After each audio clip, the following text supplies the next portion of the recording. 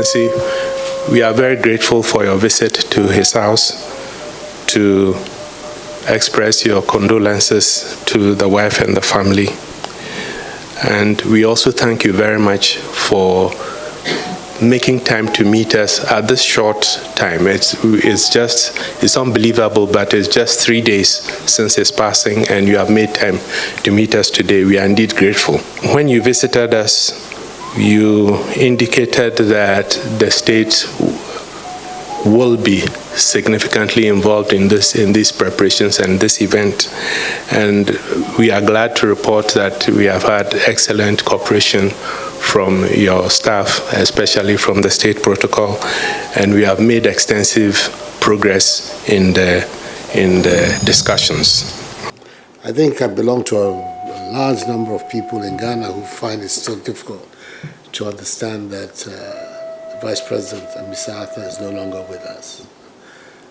Listening to his brother speak, it's almost as if having some kind of hallucination, because it's difficult still to assimilate the information. This is a very vibrant personality in our national life, and who still had so much in him to give to Ghana. But as you said, the ways of the Almighty are not our ways.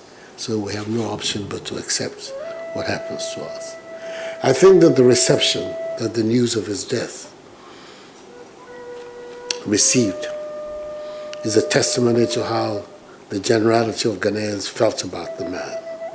Across the political divide, all different aspects of our society, everybody has been touched by his passing, especially in this very dramatic manner in which it took place. As I said when I came to the house on Saturday, I was told about this early in the morning of Friday. I was shocked. I couldn't believe it for several seconds when the Minister of National Security rang to let me know what had happened. But not being able to come on that day, I asked the Vice President to come immediately. He came with the Chief of Staff to come and express to the family, to the widow, to all of you, our deep condolences about what had happened, and indicated that the first opportunity I myself would like to come and express my feelings in person. And I was able to do so on the Saturday. It's very sad circumstances. He wasn't a very close friend of mine, but I knew him, had a great deal of admiration and respect for him. I thought he was a very fine public servant. He's a man of dignity and humility, conducted himself very well in the public space of our country. I'm a little bit touched by his wishes for a simple, solemn, dignified burial. There's a part about it where we have to part company. He's no longer just another member of the family. He's state property. He's a high-ranking official of our state, a man who was vice president, who therefore could have become the president of Ghana, is not, with respect, an ordinary person who has to be treated in the normal manner. So, to some extent, those wishes will have to give way to the status that he had. I've decided, and it is an obvious decision, that he should be given a full state burial. And as of today, for the next 5 days, Ghana's flag, national flag, will fly at half-mast here and across the country in commemoration of the death of our former vice president. We're opening an official book of condolence for him at the conference center from tomorrow morning.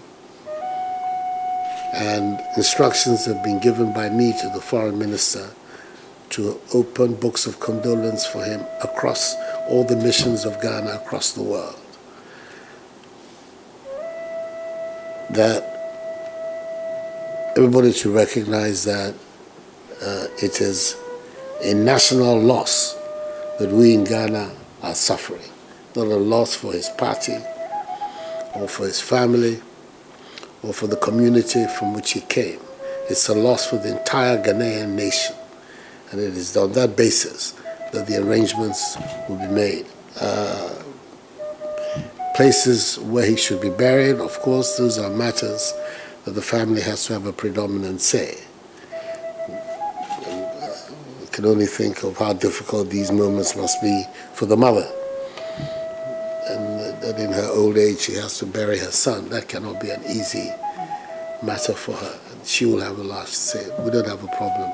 But the funeral will be a funeral conducted for him by the state and the people of Ghana in commemoration and in acknowledgement of what he was and where he was in our national life. But as I say, I am, with like the rest of the Ghanaian people, we are very sad at his departure. He was a fine public servant. Our nation is poorer for his departure. But what we will try to do is to show our appreciation in the manner in which we send him off. So I'm grateful that you have come here today to inform us formally about what has happened. And on our side already, the Director of State Protocol and the others are involved with you. They'll be more involved, and they will do whatever is necessary for us to be able on that day to give him that dignified exit that he sought. I can say once again,